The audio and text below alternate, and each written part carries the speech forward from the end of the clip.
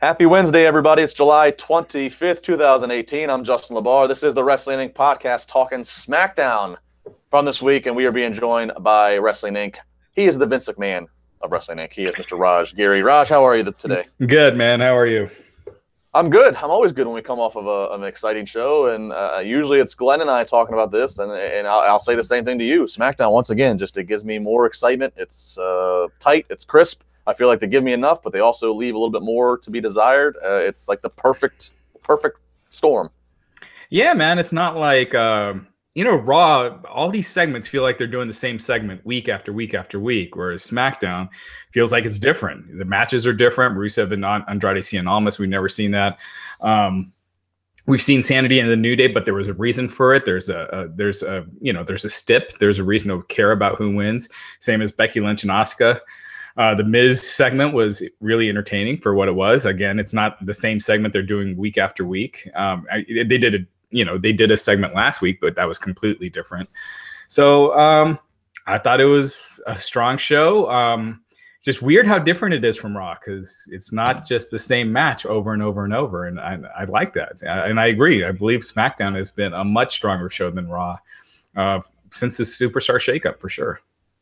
Somebody asked me this week on my Wrestling Reality podcast that comes out on Wednesday afternoons, and they asked LaBar something. They asked me, they said, why is more effort being put into SmackDown than Raw? And I answered, I don't think it's more effort.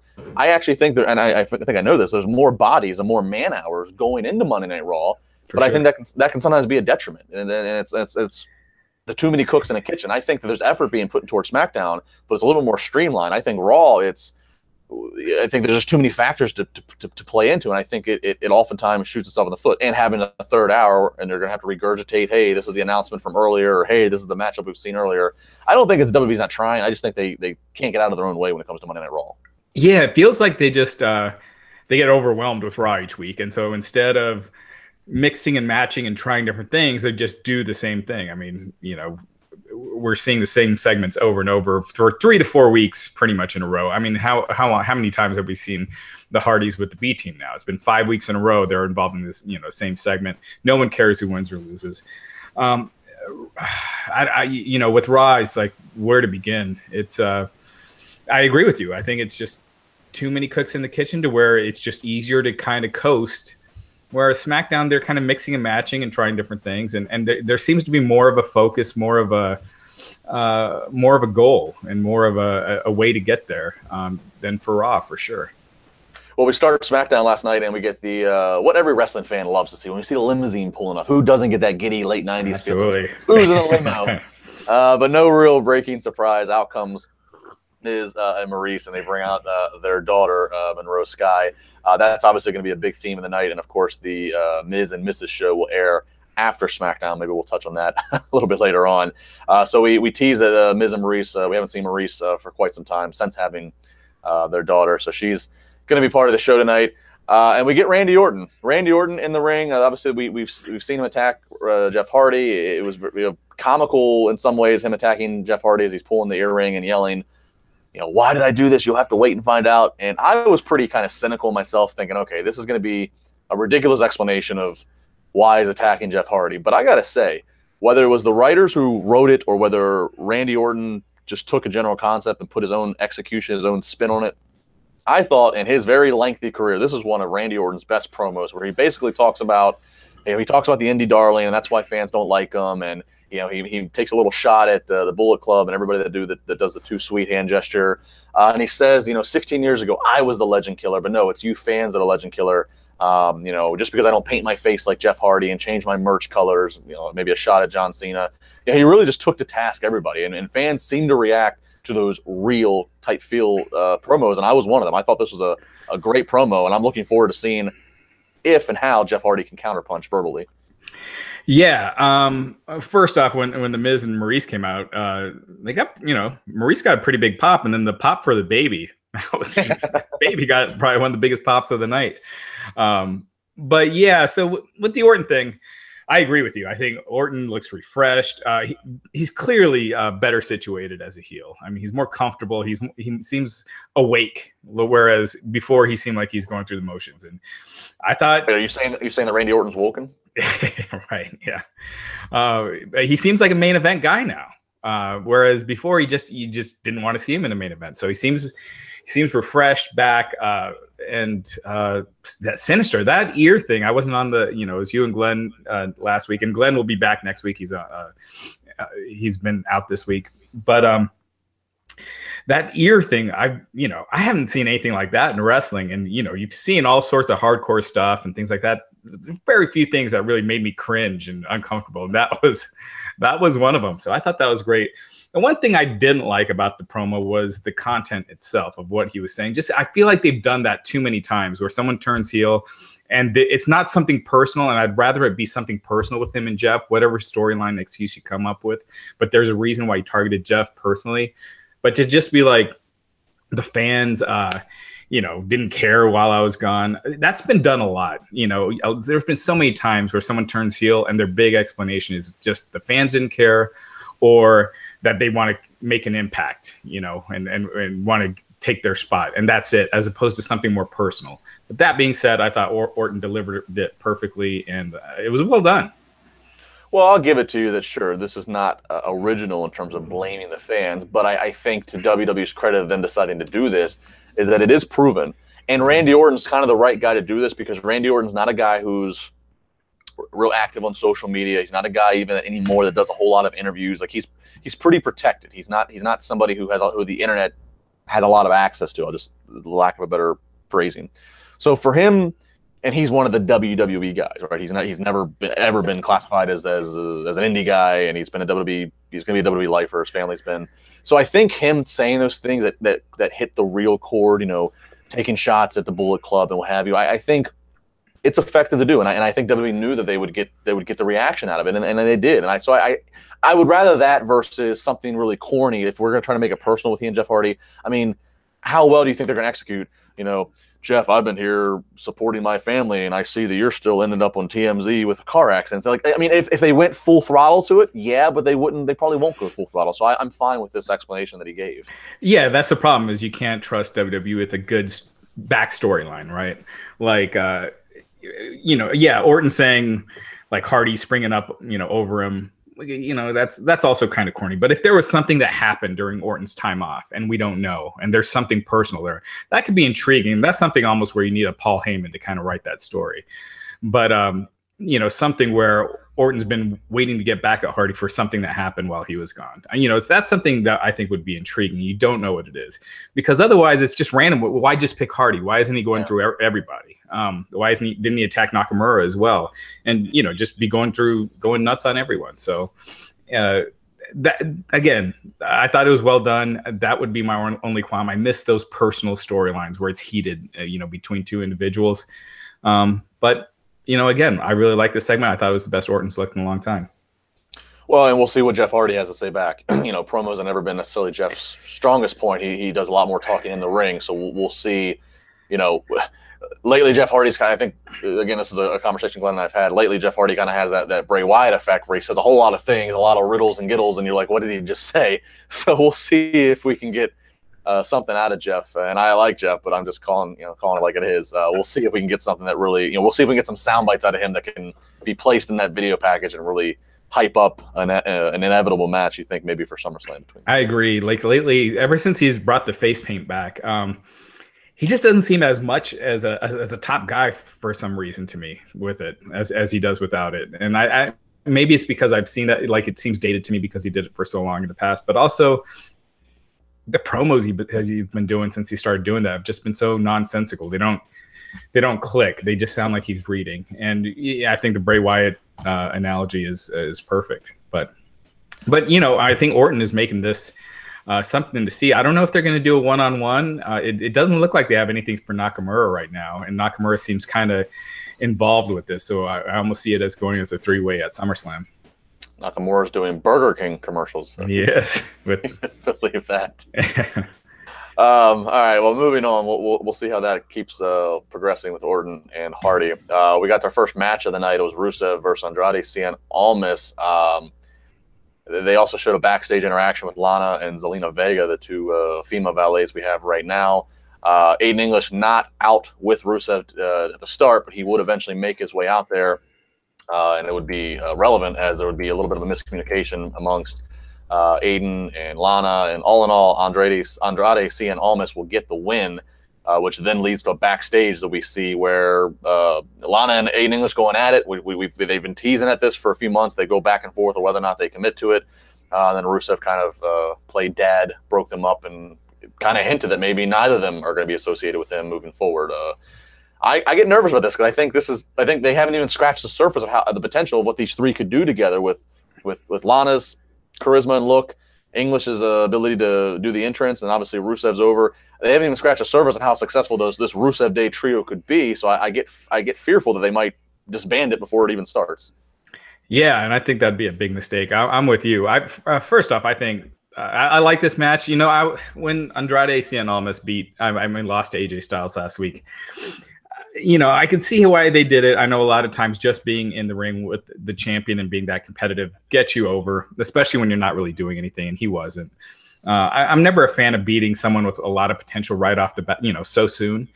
But in that case, I felt like that was something that, because it was such a good match, it could help him, as long as how they book him after. If he's booked to lose right after that, then it does nothing. You just set him on a losing streak, and that rarely ever helps out anyone.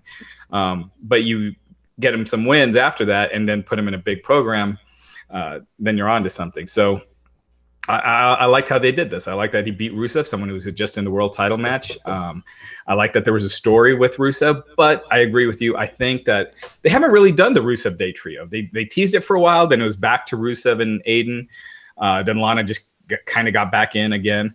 And I'd like to see them go with the trio, turn babyface, get Rusev some wins, and then down the road, if it's not working, have Aiden turn heel, and you could have an Aiden-Rusev feud or something like that. But I agree with you. I think it's too soon to split them when they haven't even been a trio. Lana hasn't even really been with Rusev. So I'd like to see a little more cohesiveness in that story. Well, and there's a lot of factors at play here. There is, you know, we saw Aiden English actually with Lana for a week. You know, I think there was that. So yeah, they really haven't committed to it. And again, you know, talking about a past conversation that's been on this podcast is, you know, if you have this trio and Lana, you know, they every now and then they put Lana back in the ring, and I think every time they do, we see a little bit of improvement. Mm-hmm. Fans obviously get behind Lana. They want to see Lana. She's over, so you know that's enough reason to keep with this. You know, you look for a situation of, okay, where can we do a mixed tag? You know, I mean, the only other trio with a woman is you have the Usos with Naomi, but the Usos are doing their own thing in the tag situation. So this kind of presents a very great possibility to get Zelina Vega, who's also very good in ring, or at least has experience in ring. This gets a chance to get her involved, and to where we could have Rusev Lana versus Almas Vega if they want to pursue that. And I do like the fact, obviously, Almas is the heel, so I like the fact this kind of seems like WWE's finally at least made their mind up that they're going to let Rusev be on the babyface side of the fence. You know, it was back and forth. Some weeks they let him be heel, some weeks he's face. Obviously, he, you know, positioned as a heel against an AJ Styles, but still got cheers here in Pittsburgh in that match. So putting him up against an Almas seems like they're finally saying, okay, we're gonna run with this. Yeah, as long as that's the long-term feud, you know, and I hope that's what it was the start of a program between them. SummerSlam's already looking pretty loaded, so I don't know if that makes it to the card. You know, we're still a month away, or hey, if they put it on the pre-show, I'll be there in New York. It just gives me actually more encouragement to actually get in the building early. Absolutely. Hey, I'd rather see that than Mojo and Bobby Roode. Yeah, right. But another thing, did you notice Lana basically didn't have the accent at all backstage? She's been like kind of dropping it a little bit, but last night was the first time I noticed like it was almost completely not there. From what I've noticed in the recent weeks when she is talking, she tends to do the accent like when she wants to get really mad. But even last night, as she's arguing with English, it was pretty much just her English accent. So I don't know. I don't mind it though. To me, it's just kind of fun. It's almost like it's It's almost like when you watch a certain show and it's like a comedy joke that's just for the inside, just for like the really keen fans that are paying attention. I think it's kind of funny that if she'll, maybe just turn the accent on when she needs to, like, does a promo in her normal voice, but then maybe when she needs to hit that tagline, she breaks out the Russian. I think it's fun to me. I don't know. But then again, she could run over my dog and she does no wrong to me. So. Right, like Booker T with the King Booker. I don't know. I think to be taken more as a main event act, and I really do see Rusev and Lana as a main event act. I think she just needs to drop it completely. It looks silly when she's doing it, and then they show a Total Divas commercial where she doesn't have it at all. Within the show, it's one thing if it was even that is completely different. It's still a WWE thing. Just keep those things a little consistent. But I got a question for you. If Rusev had Almas's haircut, do you think they could pass as brothers? I'm trying to Photoshop this in my head. Yeah. I don't know about brothers, but they look a lot alike. Really? And, yeah. Look at pictures of them side to side and picture that haircut. I'm telling you. All right, I'm not gonna do it right now, but I will pull a picture out. That was not the question I was expecting to be asked. I know Glenn does a lot of sidebars with you, so I thought I'd throw one. All right. R-Truth gets a match against Samoa Joe. Obviously, and as we find out a little bit later, it's going to make sense of seeing Samoa Joe make pretty quick work of Truth. I want to give R-Truth a minute on this podcast. I don't know how often R-Truth gets talked about. I think it's pretty actually. First off, I don't know if anybody else noticed, or if I'm a loser. He actually had new lyrics to his "What's Up" song. He did. He did. Okay. I don't know if anybody else notices this. It's pretty amazing if you actually stop and think, because like R-Truth, he hasn't been on TV a lot. I don't know if he's been hurt or what he's. He had shoulder surgery last December, and this was his first singles match since he came. All right, so Truth's been gone for a while, but obviously he's been steadily employed by WWE for many years now, and of course even prior to that he was with TNA, and then prior to that he was Quick in WWE. I just think it's pretty amazing. Actually, I don't think enough people talk about him. Granted that he hasn't had like a consistent time at the top like a Randy Orton has. Randy's never dropped so far in the card. But I think it's just pretty amazing to think that in this day and age, with the amount of revolving door we see of guys going in and guys going out of the indies and whatever, R-Truth has stayed readily employed with the two major companies, more so majority of it being with the major company in WWE. I just had a moment thinking about that last night. I was like, I don't know if enough people talk about how well or how Truth does something right, not just in the ring, but obviously the way he handles himself business-wise and backstage, that he's been kept with the company for this many years. Yeah, I mean, him and Goldust as well. I mean, Goldust does have the lineage, but R-Truth is 46.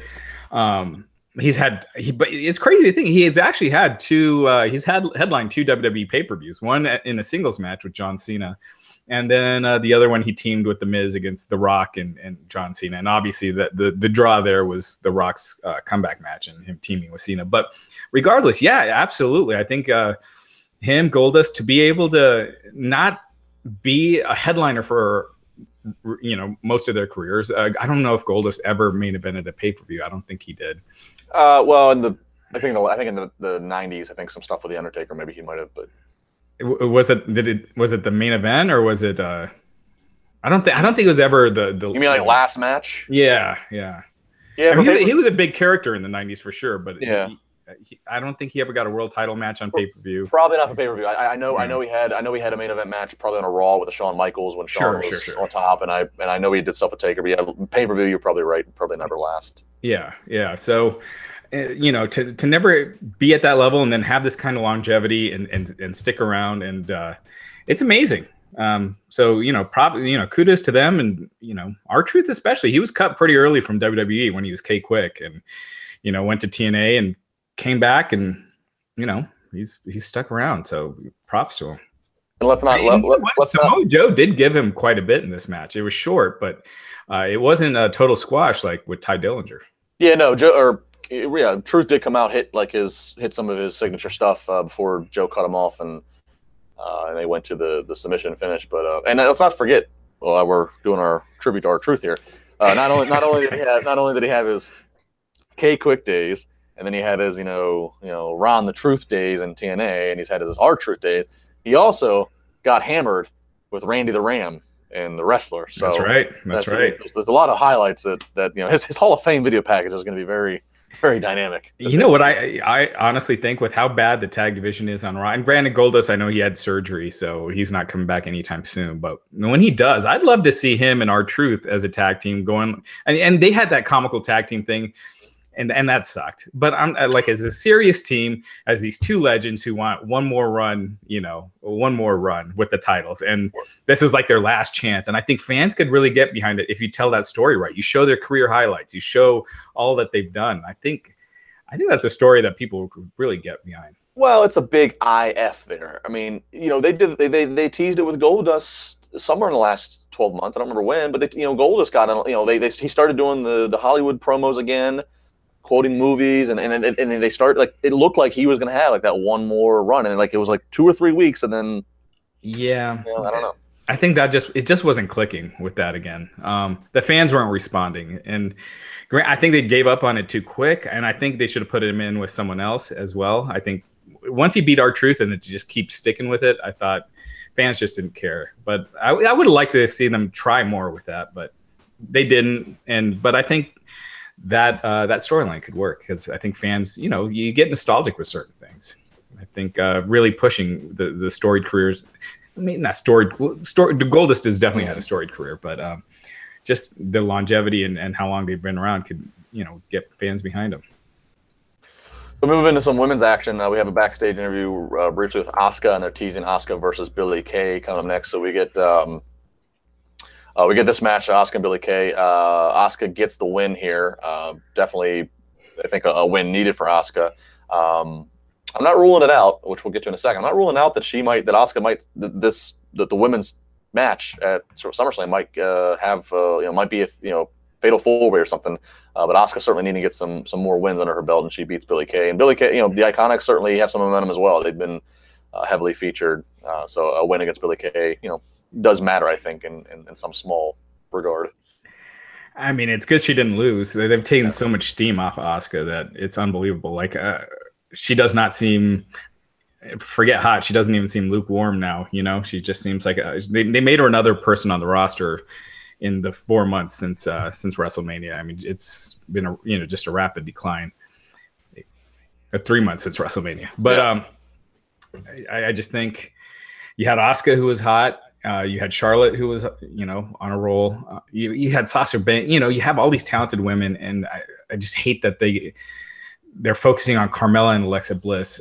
And I think Alexa has a tremendous character, but she's not there in the ring that people see her at that level.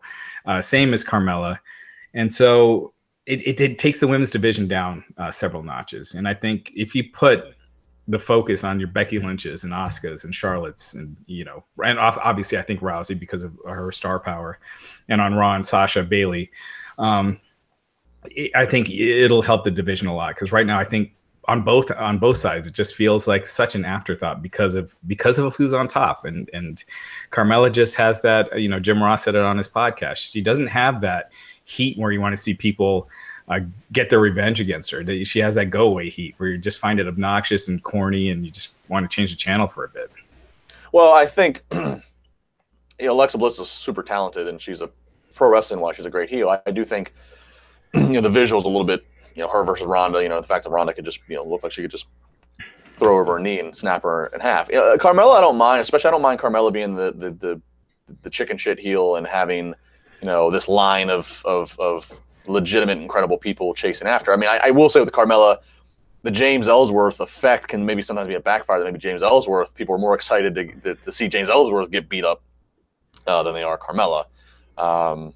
So but it also goes back to what we just said. We said SmackDown's in the sweet spot of 2 hours. We could make a case that there's these other women that are being left off, but then all of a sudden we're talking about, okay, now we need a third hour to accomplish that. So I mean, I think the only thing left, now that we have Evolution coming, the only thing left to do is have an all-women's weekly show. That's the only thing that's left, and then the revolution of women will be complete.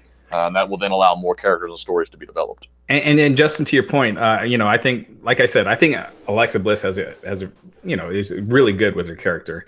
And Carmella, I think she's very confident in the ring and has a lot of positive things, but that shouldn't be enough to be the top person. Like, Aiden English is very entertaining, but he should not be world champion.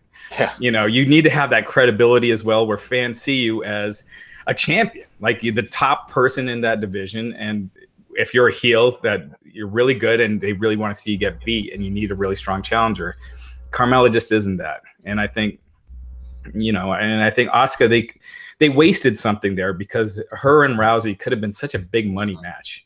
And I think I don't think you can get back there. Like now, Asuka's been damaged so much. You can get her back on a winning streak and hot again, but it's just not going to be the same as if they kept her hot. Yeah, looking back in hindsight, it's almost you almost wonder if Asuka would have been better off just letting her. Her first match was last October. I was there for that TLC. I almost wonder if they would have been better off just waiting until after Mania to let her come to the main roster so that way they had less time to damage her, I guess is what I'm trying to say. Right. When they have her competitive with Emma in her very first match, and Emma takes like 70% of the match, and they'd building her as a killer leading up to it, they kind of taken some of the shine right off the bat. And then Emma's gone a week later. So right, yeah. All right. Well, whatever. We can all book hindsight 2020. Oh, Asuka should have came in, beat the hell out of Emma, and then Emma. They fire Emma, but Emma leaves because she got so injured by Asuka. I don't know, but it's not even hindsight 2020 because everyone was saying that then. Yeah, well, so everyone was right then, and who knows? I still don't know the story. Maybe they gave Emma as much as they did because maybe they were trying to keep her. Maybe they knew that she was that unhappy. I don't know. Then Booker, regardless who you're doing, Asuka should be killing in her first match. I leave it to you to interview Emma one day and get the answers to this. Well, it's not an Emma thing. It's about whoever Asuka's first. I'm making it an Emma thing. All right, so we do get some more progression maybe with the Randy Orton Jeff Hardy thing as we see Shinsuke Nakamura backstage. He has some words for Hardy and Orton. He taunts about them coming close to winning, and he warns Orton to be careful because he bites back, obviously playing off the whole Viper thing. So, potentially a triple threat, as you said earlier. Nakamura, kind of floating here. He doesn't have anything to do besides Burger King commercials. So, we'll see. Again, now we've heard from Nakamura, so we still need to hear from Jeff Hardy and see what this is building to. But who else do they got? I guess you could do Rusev if they're not doing Rusev and Almas. I guess you could do Rusev, but other than that, there's not really any other baby faces that don't have anything. And I'm a Rusev fan, but I'd rather see the mixed tag we talked about earlier of Rusev and Lana and Almas and Vega, because I think that at least that would be interesting. Like people would be like, okay, we get to see Lana in the ring, we get to see Vega in the ring, which we haven't seen yet. So I think that would be more interesting than Rusev being put in another mixed or another multi-man match for a mid-card title. I feel like we've seen that a lot. So. Well, I agree with that, but I almost want to see Orton and Hardy in a one-on-one. Sure. Instead of a three-way, because I feel like already the angles have been so great that putting it in a three-way kind of waters that down when it should be between Orton and Hardy. And for that reason alone, I'd almost like to see Nakamura in a one-on-one feud with someone else. And the only one I could think of is Rusev, even though he just lost. So I'd rather see him, with someone on a bit of a win streak. We get the reminder that Miz and Maurice and their daughter are in the house. We see the paparazzi doing the photos and such. So just again, stringing us along, letting us know that there's more to come for that. Of course, again, the big countdown to the premiere of the reality show later in the evening. But we get to turn to the second hour where they have Paige in the ring. We have a contract signing and announcement of who's going to be the next challenger for AJ Styles in the WWE Championship. AJ comes out. Makes a mention at first about actually the evolution, kind of talks about it, the big moment that this is going to be for the women, and then talks about how it makes him think about his daughter. So, one of AJ's better promos in a while, I thought. Yeah, it was genuine. And this goes with a theme for the week. Obviously, Roman Reigns made a reference to this in his backstage promo at Raw about being a night of firsts and the business, such moving on. So they're definitely making a point to have their top guys, get on the PR train of this big deal that is the women's only show, which can be good and bad. Like Braun doing it, I thought there's certain people that shouldn't be doing it. Yeah, Braun, you're right. Braun was another one who did it. Exactly. So that being that, it's a whole other topic I'm sure that we'll dissect as the months lead up to the big show. But then AJ gets into where he's ready. He's ready for another opponent. It's his house. James Ellsworth comes out saying that he should be the number one contender and that he's beat AJ, which is true several times. I feel like for some reason, I just feel like they shouldn't be bringing that up at this point.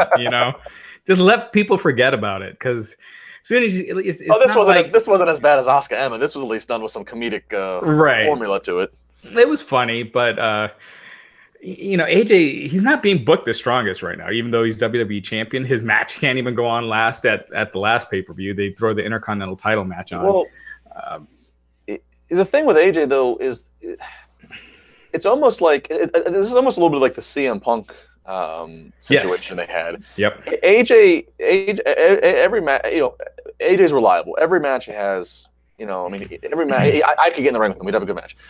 Every match he has is good. It's good. The people are into it. It delivers.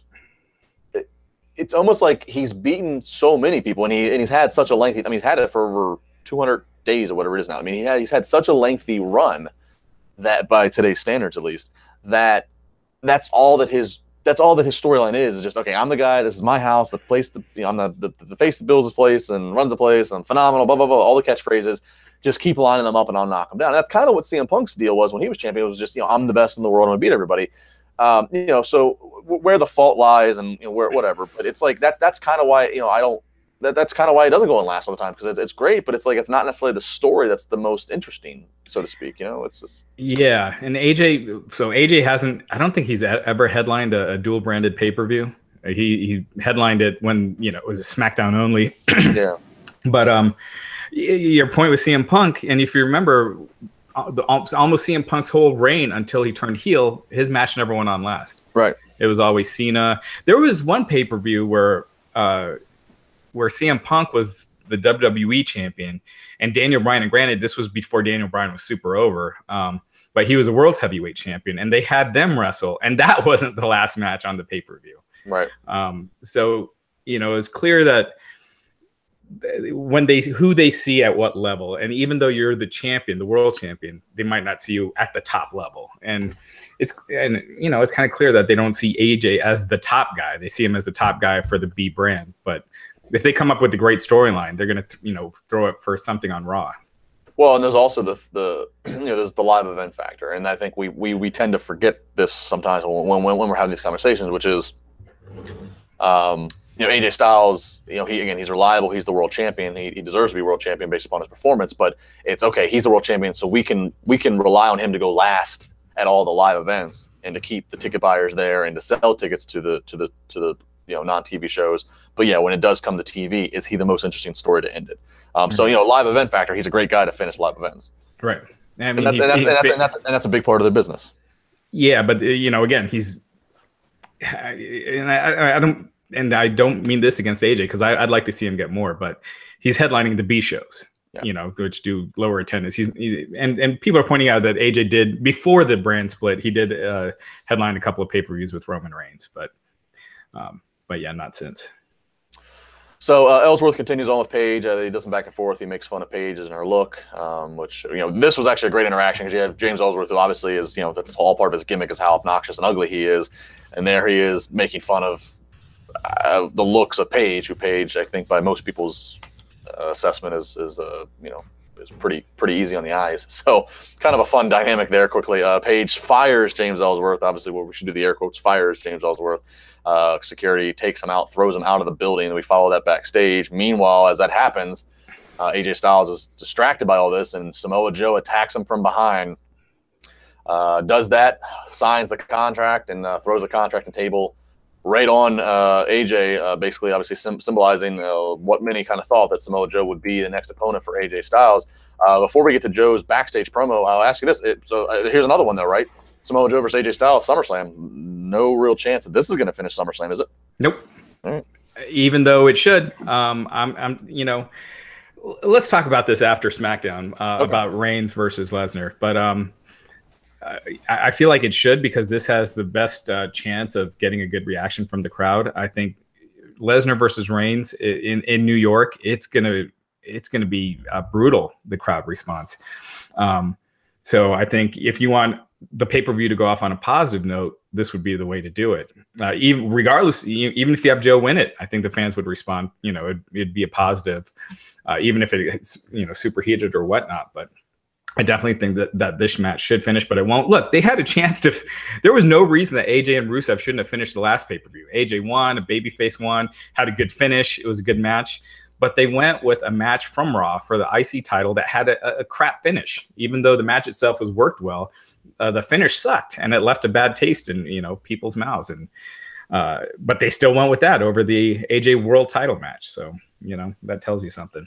Yeah. Well, and I mean, yeah, it's not going to be last. So we can definitely talk about the Reigns stuff in a little bit. But I think it's also a matter too. This is us getting really smart. This is not what the average fan necessarily is going to be looking at. But obviously AJ, the cover for the video game, don't know, which would lead me to believe he's not going to be dropping the title anytime prior to that. So he's going to carry it at least through the fall.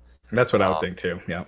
That would be the smart analysis of everything. Well, you could have Samoa Joe win it and AJ win it back, because you need something for AJ right now, and he's kind of there's really nothing else right now. I hate if AJ drops it in August but wins it back in October. I just hate the flip flop. I agree too. I think it's weak, but how else do you keep it alive? I mean, you get Joe getting his rematch at the next pay-per-view, and then you kind of have been through everyone. There's no one really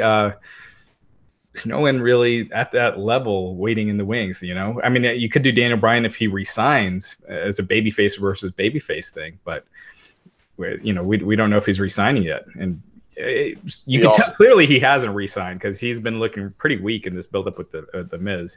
And if the Miz beats him, well, I was going to say the Miz would be a viable AJ Styles challenger. Yeah, so you could do that. But we see Samoa Joe backstage. A pretty good promo, actually. I like this promo. These live promos, a lot of the backstage stuff obviously is pre-taped. This one was done, I believe, live, and they come off pretty well. Where Carmella says, Joe, I wanted you because you're predictable and you're unpredictable and you have killer instincts. But what was that? That wasn't what I wanted. And Joe says, that's what you need right there. It was a really well done promo. Certainly one of the little highlights I take from the show in Samoa Joe there. So Samoa Joe versus AJ Styles. That's going to be what we're going to have for but it's a straight up one-on-one match. Again, they got a lot of mileage out of a Nakamura and AJ Styles. So this could be Joe and Styles, maybe especially if they start again doing the same formula of adding different stipulations and stuff. They could occupy much of the fall if they feel like that they are short on running through challengers for AJ. For sure, and I think that's what they should do. Joe is great. He's great on the mic. He's one of the best promo guys in the company, in my opinion. Probably the best heel promo. So I props to him. I hope they let him loose on the mic and really give it, because I feel like Joe, since he's been on SmackDown, it seems like they hadn't known what to do with him at this point, and maybe that was the idea, and just kind of keep him off of TV and not doing much until SummerSlam time. But I would have liked to see him with a little more steam up until now, but I guess ultimately it doesn't matter. But. Well, and Joe, I mean, Joe's gotten injured, so that's he had the brief build to the match with he and Lesnar last summer, and then he's been injured. So I mean, it's if he stays healthy, this should be the start of what should be the run that everybody's been waiting for. Even if he doesn't win the title out of this, this should be the him in the title picture.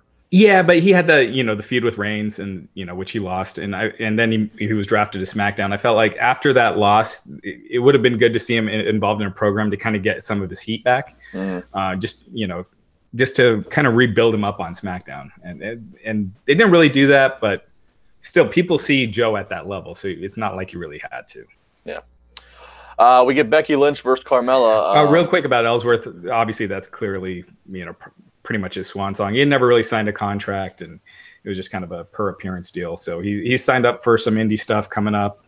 So yeah, he's kind of done with the company. It was kind of funny. Paige first calling him a loser or something like that, right? And then later saying we don't poke fun at each other on this show or something like that. I'm just waiting for James Ellsworth to resurface at Evolution. There you go. So back to the women. We get Becky Lynch versus Carmella. This being if Becky Lynch beats Carmella, then it's going to make Becky Lynch the #1 contender. Interesting was the promo with Carmella and Paige right before this match, which Carmella talked about how she's beat Asuka several times, she's beat Charlotte several times. I took note of this because we've talked about this at length, Glenn and I, where, again, I could see a fatal four-way for the SmackDown Women's title because you're going to have such a one-on-one focus with Ronda on Raw, and I thought Asuka, Charlotte, Becky, Carmella made the most sense. So interesting they mentioned that all those ladies in this promo. As of now, it's Becky Lynch versus Carmella, but obviously still plenty of weeks to add in more people here. I'm a huge fan of Becky Lynch, Raj. That's a running theme of this show. I think not only in the ring, but I think she has a certain connection. I feel like the crowd does react a little bit more to her. I love the look she has. I think what she cut a promo, I think it was last week, and just the lock into the camera she had and the facial expression she made. I don't know. I'm all in. No September 1st, pun intended. I'm all in with Becky Lynch. I don't know about you. Yeah, I'm a big Becky Lynch fan. You know, that's the one thing with like Becky and Sasha and Bailey is they're so good, and that you can kind of put them in the back burner for a while and easily bring them back. And so that's what they're doing with Becky. I really do hope that Becky wins the title, because I just feel like the SmackDown Women's title scene needs a jolt on top. Mm-hmm. Moving over to the tag team tournament that Paige had announced, tag team tournament, this one being the New Day versus Sanity. We've seen these guys go around and around the last couple of weeks. I think right now Sanity might be at 500 in terms of the winning percentage since coming on. And they get a loss here to New Day. So New Day advances in this deal. They will face the winners of the Bar versus the Usos in the finals. Usos were also on commentary. You know, this I gotta wonder, is this the last hurrah for New Day in this? I mean, you know, they've been around for so long. I mean, it's got to be time, right? You don't have to break them up. They can still say under the New Day flag, they can still have the same music, still dress the way they do, still do media together. But it's got to be time, right? You know, in the talk of, okay, who's next for AJ Styles and who's next here? I mean, is it time now for whether it's Big E or any of the three of them make a case? It's time to start pushing some of them as singles. I think a Big E for you know, move them up the card and let them have a singles title. I think it's got to be that time. These guys have been around so long; they've done everything there is to do with the tag division. I feel like it's been that time for a year. Yeah. I mean, the thing is, they're still super over as a unit. They always get big reactions. They still sell a ton of merch. So, well, don't break again. I agree. Don't break them up. They're still aligned, and they're still friends, and they can still do tags on TV on occasion, but kind of break out more into kind of like how DX did for a while. Exactly. I hate how WWE, they move with the trios of whether it's the Wyatts or the Shield or the New Day or the Riot Squad. I hate the fact they all have to travel as one with one feud, one storyline. Why can't you do what DX did? Do what some of the ones of the past did, where they can split up to tags and singles and yeah, like the Hart Foundation. Bret Hart and Jim Neidhart never had a violent split up or anything. They just and the Hart Foundation later, the more successful reincarnation, they were all singles that were still, they're still buddies. They were still a unit. I agree, man. I think the New Day, they're so talented that I'd like to see them, do stuff on their own, and particularly Big E. I think Kofi's been around forever. The one I think that could get lost in the mix is Xavier, just because of his size. I know that just hurts people, but it's, at the same time, if you got a possible main event guy in Big E, why not do it? And Kofi has been kind of talking about it in recent interviews.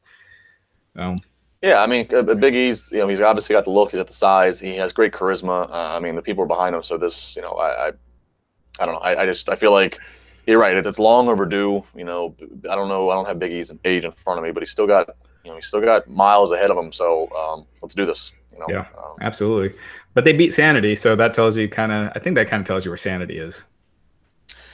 Yeah, and I'll go back and say this. I know a lot of people were kind of disappointed, at least people that I read on social and stuff like that were disappointed that Nikki Cross didn't come up with them. And I said, similar to the Carmella, Big Cass, Enzo situation, it's best for Cross to stay down. Best to get some more reps, get some more time as a single star, and do some stuff in NXT than being just an accessory with the group on the main roster just because it worked in NXT. And the same thing with Carmella. Carmella didn't go with Enzo and Cass. She got more reps. She got to progress more. It obviously worked out for her. And then, as we see Cass and Enzo gone, it's worked out really well for Carmella. So yeah, and you know what? It might have hurt her overall. I think Sanity is kind of DOA. I feel like they're kind of dead on arrival. They're not really over with the crowd. I know the NXT fans really want to see them do more, but the reaction's not there. Even when I'm watching them, I'm just thinking, eh. And I like them in NXT, but it's just you could tell they're not. The management's not high on them. Clearly not on Alexander Wolf. He's the one almost always taking the pins. I could see them doing something with Killian Dane, but I just don't see much for Sanity. Yeah, I mean, the most effort being put into Sanity really is the entrance. They do a lot of TV things that are weird. From the cameras constantly moving to the quick switching between the cameras to even having them walk to the opposite side of the ring, opposite of the hard camera, and they have a cameraman go through the crowd and kind of get us. A lot of things WWE production doesn't normally do that they're doing to kind of sell the identity of this dark group. But then once the bell rings, it seems like it's as you said, a little bit of DOA. So. Sanity eliminated so far in this tag tournament. People pointing out that Biggie is 32, by the way, in the chat. So super. Yeah. So he's right there. He's right about where your prime age is to knock the door down. So yeah. So I Killian Dane, I think you can tell he's kind of protected a little bit. So I can see them doing something with him, but as a group, I'm not seeing them go far.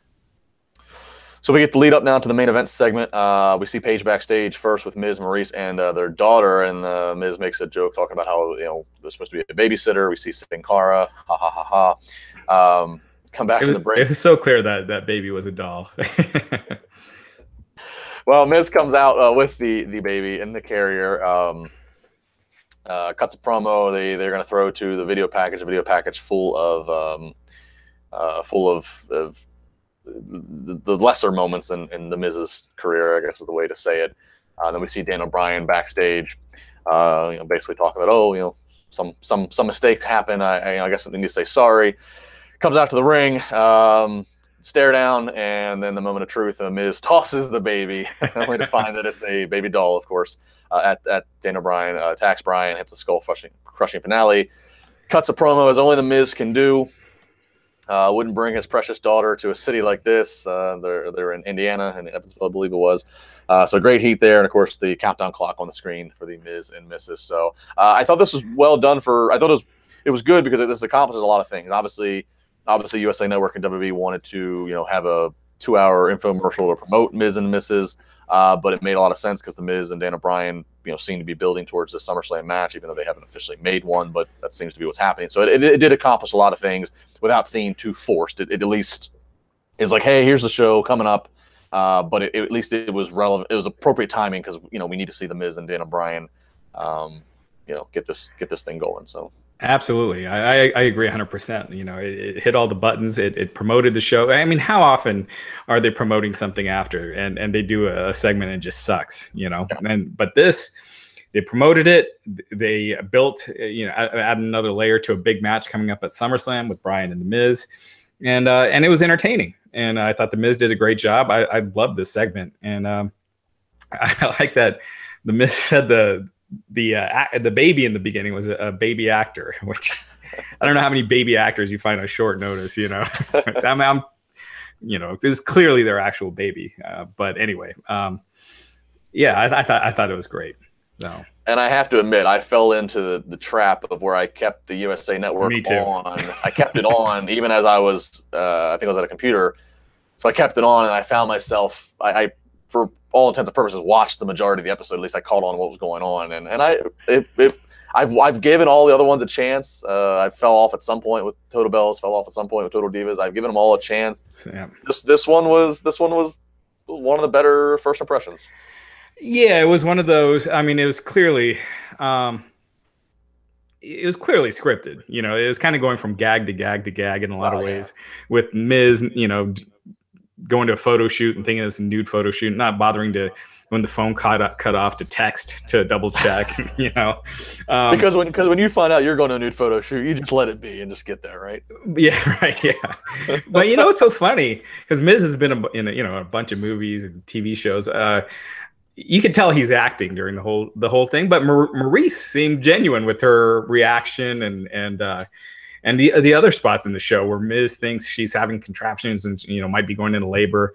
You could tell he's acting, but Maurice's response I thought looked great, like she was genuine. So I thought Maurice was the better actress on the show than Miz. But you know what? That might be part of the dynamic, is let the Miz just continue to ham it up, ham it up and let her have the natural reactions. I've said this. I've said this for several years now. I don't know about you. Probably in the last 8 years, I've interviewed the Miz more times than anybody else on the WWE roster because they make him so available for media in person or on phone.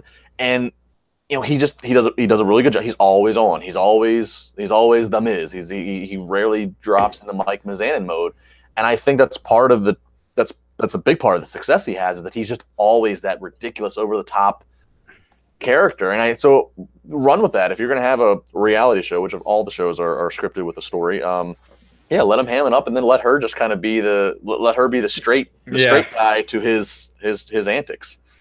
Yeah, I know. I agree. And I think I agree with you. Like I sat through it. It went by quick. It was only 30 minutes. Total Divas, I think, is an hour, so that could drag. And it was entertaining. It's one of those shows I wouldn't seek out again. But if it's on after SmackDown, I probably wouldn't change the channel. Unless it started getting ridiculous. But is easy enough to watch that I think it's in a good time slot. Yeah. So we're obviously looking like we're going to build to Daniel Bryan versus The Miz at SummerSlam. Before we move off that, I guess I'll ask you right now. You said earlier you don't think he's re-signed yet because he's not getting a great build, which I could see. I mean, obviously a true sign will be what's the ending of the match. If Bryan has not re-signed and it looks like he's not going to re-sign, you'd think you're going to get a Miz victory, right? Since The Miz is going to be the guy sticking around. But if Bryan does get a big win, and either it gets a big win or it looks like, okay, this feud's going to continue on, then that would be okay, he has resigned. So what do you if I had to put you on the spot, if I asked you to be Nostradamus, is Bryan still with WWE after September 1st? I think so, and he's kind of indicated that he would want to resign. I think it was Meltzer that reported last week that he hasn't signed anything as of yet, but I think it makes a lot of sense. He clearly doesn't like being on the road as much as he is. He said when he came back, he talked with Vince about when he came back about working a limited schedule, and then boom, he's working every event. So I think if they can get the dates worked out, because I'm guessing it's more of a dates thing than a money thing, because Bryan has said in the past that it's not really about the money. So if they can give him that schedule, which I'm guessing would be more like a Randy Orton schedule, I would say that he signs for sure. So I see him staying. Yeah, for a guy who's simple living, I think he's probably made more money off of wrestling than he ever thought he would in the first place. And so yeah, it probably is about being around the family and his home. I think that he already knows whether it's been in a short-term extension just to get through the calendar year or what have you. I don't think that they're going to go into SummerSlam not knowing if he's going to be around 10 days later or whatever the exact dates are. But yeah, I kind of agree with you. I think when it all gets said and done, I mean, I'm sure ROH and any other place would love to have him, and they would back a truckload of money up for him. But like you said, it's not so much that, if he can, get the schedule he wants, still work in America, not having to go work in Japan. And again, he's part of, I mean, look at the family dynamics. I mean, his sister-in-law is on again, off again with John Cena, whatever that situation is. His stepfather-in-law who's married to, is John Laurinaitis. I mean, it's like he's so tied into the WWE family. I just don't think that they want to shake that tree. Right. It complicates a lot of things, like Total Bellas and Total Divas, and the Bellas are the star, and he's married to him, and he's a significant part of those shows. So, but Daniel Bryan, he's always talked about like these dream things that he could do on the Indies, and being able to headline the first ROH New Japan show at Madison Square Garden, the first non-WWE show at Madison Square Garden since WWE went national, since 1960, actually. Maybe that's, if he doesn't see the WWE offer as something that appealing, I could see that something like that being a motivation. But but there's still so many things in WWE. I mean, he's still never. I don't know. I still think there's so many things in WWE that can still satisfy him. Granted, he's main evented at WrestleMania already, but I mean, I don't know. To leave would be, I don't know. I mean, we really haven't seen those dream feuds yet for him on SmackDown. There's a ton. You got AJ Styles, Samoa Joe, Nakamura. They could do a lot there. So there's a lot that he could do creatively, and a lot of really good matches if that's what he's looking for. That are waiting there for him. I mean, he's wrestled them all in like tag matches and things like that, but a real or short singles matches on TV, but a real feud. I think creatively, I think that's something that would satisfy him. So this this would never happen, but it's funny to think about. Quite honestly, Bryan, because he loves the pure wrestling feel and and the intimacy, and he loves he loves obviously a lighter schedule at this point. You can make Daniel Bryan the main attraction of NXT for the next couple of years, and he'd be more than thrilled to work with up and coming talent, to work in that intimate environment, to be part of the cool underground thing that WWE has, and to not have to be at a TV every single week. He'd be thrilled, as would Triple H, I'm sure. Yeah. Put him in NXT. So that's one SummerSlam match. Another one that we talked about Monday, and we mentioned earlier. We'll dive back into is right now it's Brock Lesnar's going to be at Raw this week in Miami. He's going to be there, assuming obviously with Paul Heyman. Roman Reigns is going to be there. The promotional material has it as Roman Reigns versus Brock Lesnar. Now that doesn't mean that things couldn't change. We've seen that stuff happen before, where the advertisements and promotional material changes. But as of now, that's the match, and probably, I do think John Cena and The Undertaker are going to be at SummerSlam. But even with that, and even with Ronda Rousey, and even with AJ Styles and Samoa Joe, Brock versus Roman, you figure is going to be what's going to end SummerSlam, right? We're what 3 weeks away from SummerSlam? August 19th to 20th, yeah. 3.5. So, if it's Cena or Taker, you'd think they'd start hinting at something soon. Taker usually they start hinting at it, with WrestleMania quite a bit in advance. So we'll see. I think so. Lesnar is advertised for, as you mentioned, Raw this Monday night. Also, the Raw after SummerSlam. Well, let me ask you this: if WWE clearly wants to re-sign Lesnar, if they do by then, what do you think happens? I think one way or the other, I think Brock Lesnar is dropping the title.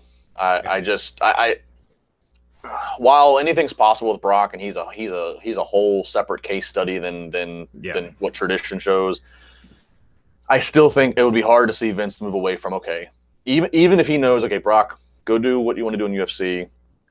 Even if it's a year and a half, you can come back. We'll do one or two more fights, whatever. Even if they leave on amicable terms, I can't imagine Vince letting this guy go into another sport for an unknown amount of time, depending on how this fights go. If he wins against Daniel Cormier, then he's there for a while. I just can't see him not having pulled the title off him. And then once Brock gets into that mode of training for MMA, how do you get him back to pull the title off him later? So I just think you do it now. You make somebody. This is the chance to pull the. Look, how fitting would it be? Reigns versus Lesnar doesn't, and I'm not a Reigns hater by any means, but it doesn't move the needle to me the way that it would have a few times ago. I mean, I've watched them. I've been present for all their live matches, for the pay-per-view matches. I've seen it, so it doesn't move the needle in that regard. But I'm okay with Roman Reigns versus Brock Lesnar if that means Roman's the guy who Braun cashes in on. As long as this results in Braun cashing in, I'm okay. And I would rather Braun cash in on Roman than cash in on a Bobby Lashley, a guy who they can still try to build up some more. But if Roman Reigns can beat Brock Lesnar, and then the next night on Raw, if that's what it comes down to, Braun cashes in there, I'm fine. Because then you have business between Braun and Roman that picks back up. It would be kind of a little bit of a fitting history. Braun made his debut the night after SummerSlam in Brooklyn some years ago as the Wyatt family member. So if it results in Braun cashing in, I'm okay with this. But I think one way or the other, you got to get the title off of Brock. And I'm a Brock fan, but I think that's what has to happen. I agree with you to an extent. I don't think Braun should cash in soon. No. And the reason being is because we have had to deal with this 3-year chase, right, of Roman chasing Brock and Brock finally losing to Roman. And to finally get there and then Roman just loses it right away. I think it's just it's like that's all that those 3 years just you finally get that your ending that you want, and then boom, it's over. I'd rather. What if it triggers the attitude change that everybody wants to see? And he's been cashing on before. They're not going to though. No. I mean, they've had so many times where turning Reigns heel would be the right thing. I don't see them doing it now after Reigns wins the title. I'd love for it. I hope you're right. But I just don't see it. So I think with the story that they're telling that we've had to put up with, even the fans have given up on it, but they've stuck with it. So if you stick with it now at this point to just have Reigns beat Lesnar and then 2 seconds later Strowman cashes in and just wins the title, I think that it made that whole 3 years just kind of poof. I feel like you get Reigns the title. you have he'll be getting his mixed reactions still, or mostly boos, and defend it for a while. Then eventually Braun after he cashes in, and instead of just doing it after a match, cashes in and saying, I want to face you at whatever the year-end pay-per-view is called. It's TLC now, right? Whatever it is. And I think you do it that way just because of how much time they put into the story. Now, fans are going to crap on that match. It's in New York. They've turned the fans against Lesnar hard. I think they should have done this title change at WrestleMania. There's no reason why they shouldn't have. I mean, if it was that the fans are going to boo Reigns winning, well, they're going to boo him harder here because it's a much smaller arena, more enclosed space. So anyway. Bro, I got the swerve for you, bro. This Monday, Miami, bro. You have Braun cash in on Brock there. And now you take Brock out of the fold for SummerSlam, bro. And now Kevin Owens can't take away that briefcase from Braun Strowman at SummerSlam because nobody would see the swerve coming. They would not see that coming. My homage to Mr. Russo. To Vinny Roo. All right, let me ask this. What percentage, though, of confidence are you that by the time SummerSlam weekend's over with, that Brock's not champion? I was 100% at WrestleMania, and we saw how that turned out.